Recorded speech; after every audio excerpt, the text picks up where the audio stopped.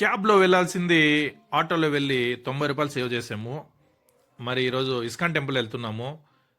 నేను ఫ్రీక్వెంట్గా monthly once వెళ్తుంటాను.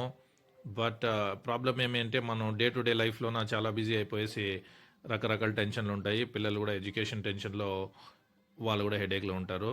మన వీకెండ్ అలా ఒక టెంపుల్కి వెళ్ళొస్తే పీస్ఫుల్గా ఉంటుందన్నమాట. మీరు కూడా ఎప్పుడైనా బెంగళూరుకి వచ్చినప్పుడు ఇస్కాన్ టెంపుల్కి వచ్చేసి మీరు రాధాకృష్ణ అంటే కృష్ణని దర్శనం చేసుకుంటే కొంచెం మైండ్ పీస్ఫుల్గా ప్రశాంతంగా ఉంటుంది. ట్రై చేయండి ఎప్పుడన్నా వచ్చినప్పుడు. ఓకే. సో ఇక్కడ మీరు మెట్రోలో రావచ్చు. మీరు మెజెస్టిక్ నుంచి మెట్రోలో వస్తే మహాలక్ష్మి స్టాప్లో ఉన్న దిగొచ్చు, లేదంటే శాండిల్ సోప్ స్టాప్లో ఉన్న దిగొచ్చు. అక్కడ నుంచి వాకబుల్ డిస్టెన్సు. మరి లోపలికి ఎంట్రీ అయిపోతుంది. ఓకే.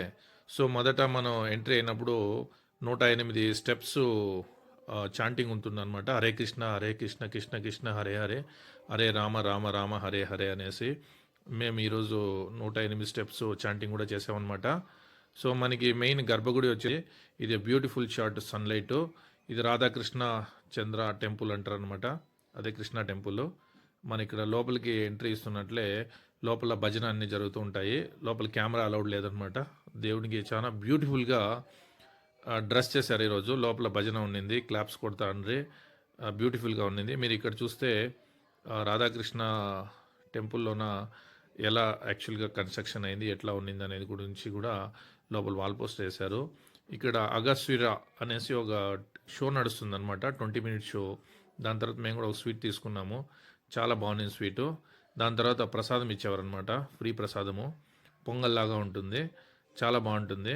తినేసి అక్కడ ముందైతే కూర్చోనేదానికి ఏం ఫెసిలిటీ లేకపోయింది, ఇప్పుడు ఫెసిలిటీ కూడా చేశారనమాట. చాలా బాగుంటుంది ప్రసాదం.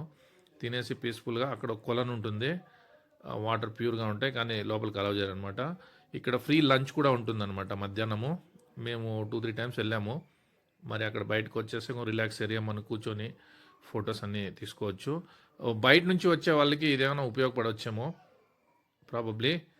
సబ్స్క్రైబ్ చేయండి, లైక్ చేయండి, కమెంట్ చేయండి. మీరు ఎప్పుడైనా వస్తే మెసేజ్ చేయండి.